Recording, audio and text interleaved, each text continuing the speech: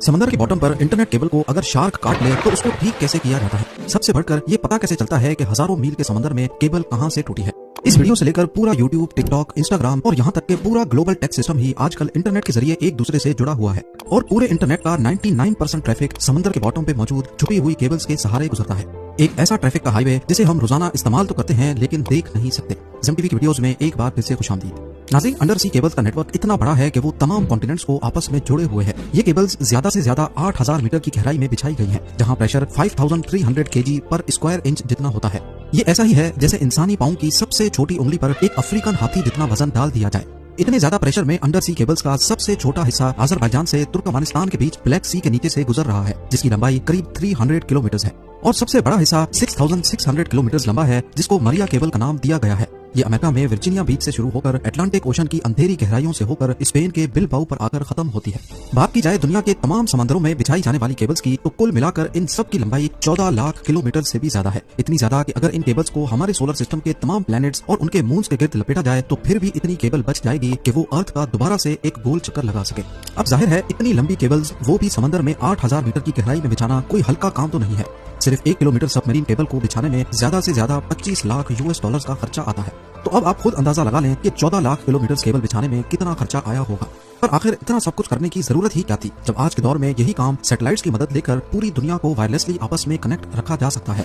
असल में देखा जाए तो पूरी दुनिया में 493 सबमरीन केबल्स मौजूद हैं। हर एक केबल 4000 टेराबिट्स का डाटा झेल सकती है, वो भी सिर्फ 1 सेकंड में। इसको यूं समझ लें कि सिर्फ एक केबल पर 8 करोड़ लोग 4K मूवी एक साथ स्ट्रीम कर सकते हैं और ऐसी 493 केबल्स हैं। इसके बरक्स यही काम अगर सैटेलाइट करेगी तो एक सैटेलाइट पर वही 4K मूवी सिर्फ 24,000 लोग एक साथ देख पाएंगे। अब लोगों की डिमांड्स पूरी करने के लिए होगा ये कि ज्यादा से ज्यादा सैटेलाइट्स इंस्टॉल करनी पड़ेंगी, जिसमें खर्चा भी ज्यादा होगा और मेंटेनेंस भी।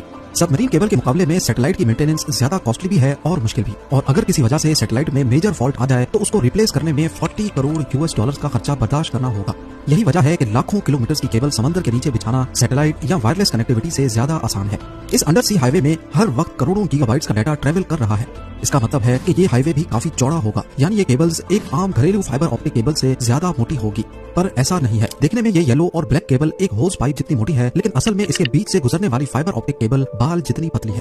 तो अब सवाल उठता है कि इतनी पतली तार के बीच से इतना ज्यादा डाटा कैसे भेजा जाता है।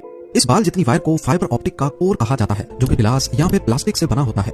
इसके बीच से लाइट गुजरती है जो डाटा को छोटे छोटे पैकेट्स में लेकर ट्रेवल करती है। सबसे पहले कंप्यूटर में मौजूद डाटा को इलेक्ट्रिकल सिग्नल से लाइट सिग्नल में एक ट्रांसमीटर की मदद से कन्वर्ट किया जाता है। ट्रांसमीटर ये काम लेजर लाइट या फिर LED के जरिए करता है। ये लाइट सिग्नल पल्स की सूरत में ट्रांसमिट या भेजा जाता है, जिसके सिर्फ 2 ही पार्ट्स होते हैं, 1s और 0s।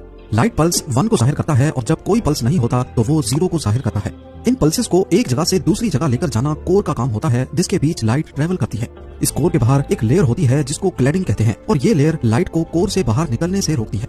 अगर लाइट कोर से बाहर निकलने की कोशिश भी करेगी तो क्लैडिंग उसको वापस कोर के अंदर ही बाउंस बैक करवाता है। इस प्रोसेस को टोटल इंटरनल रिफ्लेक्शन कहा जाता है। अब ज्यादा फासले पर ये लाइट सिग्नल वीक हो जाता है, जिसके लिए हर 100 किलोमीटर के बाद एक रिपीटर लगाया जाता है जो लाइट सिग्नल को बूस्ट कर देता है। इसी पार्ट को पूरा करने के लिए कोर और क्लैडिंग के ऊपर कॉपर की एक लेयर चढ़ाई जाती है, जिसमें 10,000 वोल्ट्स का DC करंट भेजा जाता है। क्योंकि ओशन के बीच कोई पावर सोर्स तो होता नहीं, इसीलिए इन एम्पलीफायर्स को पावर देने के लिए कॉपर लेयर से गुजरने वाला करंट काम में लाया जाता है। फाइबर ऑप्टिक केबल एक से ज्यादा सिग्नल्स भी एक साथ ट्रांसमिट करने की सलाहियत रखती है। इस टेक्निक को वेवलेंथ डिवीजन मल्टीप्लेक्सिंग यानी WDM कहा जाता है। मुख्तलिफ कलर्स की लाइट को एक साथ फाइबर ऑप्टिक से गुजारा जाता है और हर एक कलर की लाइट में अलग अलग डाटा पैकेट्स होते हैं। जैसा कि आप जानते हैं कि speed of light 1079 million kilometre per hour होती है, यानी ये डाटा एक जगह से दूसरी जगह स्पीड ऑफ लाइट से पलक झपकते ही पहुंच जाता है। हजारों किलोमीटर दूर पहुंचने पर यह डाटा फोटो डायोड या फोटो डिटेक्टर की मदद से दोबारा इलेक्ट्रिकल सिग्नल में कन्वर्ट होता है और फिर कंप्यूटर या मोबाइल डिवाइस उसे दोबारा रिकंस्ट्रक्ट करके ग्राफिक्स या फिर किसी भी फॉर्म में ले आती है। कोर, क्लैडिंग और कॉपर लेयर के अलावा सबमरीन केबल के मोटे होने की वजह इसके ऊपर मौजूद 7 और लेयर्स भी हैं, जिनका काम केबल को पानी के एक्सट्रीम प्रेशर से बचाना होता है। लेकिन इसके बावजूद भी ये केबल अर्थक्वेक्स, शार्क अटैक्स और समंदर के अंदर ही वोल्केनिक इरप्शन से डैमेज हो जाती है। लेकिन सबमरीन केबल के डैमेज होने की सबसे बड़ी वजह फिशिंग होती है। कुछ वेसल्स समंदर के बॉटम पे रहने वाली मछलियों का शिकार इस ट्रॉल डोर से करते हैं, जिसके साथ एक रस्सी लगी होती है जो सीधा वेसल से कनेक्टेड होती है। इस ट्रॉल डोर को बॉटम तक भेजकर इसे ओशन फ्लोर पे घसीटा जाता है और फिर मछलियां इसमें फंसती चली जाती हैं। जब ये ट्रॉल डोर गलती से सबमरीन केबल की जगह पर फेंक दिया जाए तो घसीटने की वजह से केबल को बहुत नुकसान होता है। अब यहाँ आप सबके जहन में एक ही सवाल आ रहा होगा कि इतने वसी और बयाबान समंदर के बॉटम में अगर सबमरीन केबल डैमेज हो जाए तो फिर इनको ठीक कैसे किया जाता है। ठीक करना तो बात की बात है, लेकिन सबसे पहले हजारों किलोमीटर की वायर कहाँ से डैमेज हुई है वो लोकेशन पिन पॉइंट कैसे की जाती है। आपको यहाँ बताते चलें कि आजकल की मॉडर्न सबमरीन केबल्स 1 इंच मोटी होती हैं और 1 किलोमीटर वायर का वजन करीब 1400 केजी होता है, यानी एक सेडान गाड़ी जितना। समंदर में इंस्टॉलेशन के लिए ऐसी हजारों किलोमीटर वायर वन पीस में समंदर के बॉटम पे स्पेशल शिप्स की मदद से इंस्टॉल की जाती है। पूरी रिसर्च के बाद जब एक खास एरिया चुना जाता है तो वायर के बड़े बड़े रोल्स शिप में लाद कर उस लोकेशन पर लाए जाते हैं और एक स्पेशल रोबोटिक मशीन जो समंदर के फ्लोर पे चलने की सलाहियत रखती है उसको इस्तेमाल करके 1 मीटर तक फ्लोर खोदा जाता है और साथ साथ उसमें केबल बिछाई जाती है। ये काफी आहिस्ता चलने वाला काम होता है जिसे बड़ी एहतियात से करना बहुत जरूरी है। एक अंदाजे के मुताबिक यूएस और यूरोप के बीच बिछाई जाने वाली 6600 किलोमीटर की वायर को इंस्टॉल करने में करीब 2 साल का वक्त लगा था।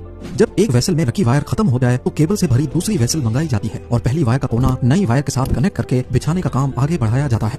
इस पूरे काम में सबसे बड़ी रुकावट मौसम पैदा करता है। अटलांटिक ओशन में साल के 365 दिन तेज हवाओं का सिलसिला मौजूद होता है और ये हवाएं कब समुद्री तूफान की शक्ल इख्तियार कर लें इनको कोई भी नहीं रोक सकता। इसके अलावा अटलांटिक ओशन में अक्सर औकात कैटेगरी 1 का हरिकेन मौजूद होता है। इस वक्त भी जब मैं वीडियो के लिए रिसर्च कर रहा हूँ तो अटलांटिक ओशन में कैटेगरी 1 का हरिकेन मौजूद है जो फोरकास्ट के हिसाब से 23 अगस्त को आयरलैंड के साहिल पे पहुंचेगा। हरिकेन्स या तेज तूफान की वजह से कई दिन तक इंस्टॉलेशन का काम वहीं पॉज कर दिया जाता है जब तक मौसम क्लियर ना हो।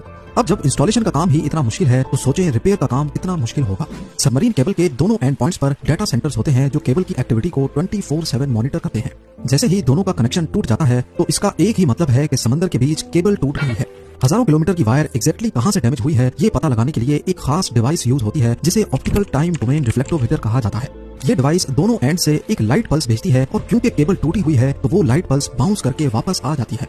वापस आने वाला पल्स कितनी देर में वापस आया और सिग्नल की मजबूती कितनी बची है इसे अंदाजा लगाया जाता है कि एग्जैक्टली कितने किलोमीटर के बाद केबल में डैमेज है। यही प्रोसेस दोनों एंड से किया जाता है और वेरीफाई किया जाता है कि दोनों की लोकेशन एक ही है कि नहीं। अब दोनों एंड से डीसी सप्लाई यानी केबल में छोड़ा गया करंट बंद किया जाता है और उस लोकेशन पर आरओवीज को समंदर के बॉटम पर भेजा जाता है। आरओवीज की मदद से पहले फिजिकली केबल का मुआयना किया जाता है और फिर केबल को बाहर निकालकर ऊपर मौजूद वेसल तक लाया जाता है। केबल का वो हिस्सा जो डैमेज हो गया हो वो काट कर उसमें दूसरा पीस लगाया जाता है।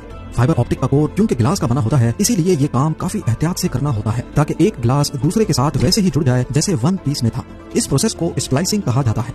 अगर केबल कम पड़ रही हो या समंदर का बॉटम काफी ज्यादा नीचे हो तो पहले एक हिस्से को ऊपर उठाया जाता है, उसमें दूसरी एक्स्ट्रा वायर जोड़कर दोबारा नीचे बिछा दिया जाता है। फिर यही प्रोसेस टूटी हुई वायर के दूसरे एंड पे भी किया जाता है। सबमरीन फाइबर ऑप्टिक केबल के फायदे, ये काम कैसे करती है, इंस्टॉलेशन और रिपेयर के बारे में शायद आपके कई सवालों का जवाब मिल चुका होगा। उम्मीद है जेम टीवी की ये वीडियो भी आप लोग भरपूर लाइक और शेयर करेंगे। आप लोगों के प्यार भरे कमेंट्स का बेहद शुक्रिया। मिलते हैं अगली शानदार वीडियो में।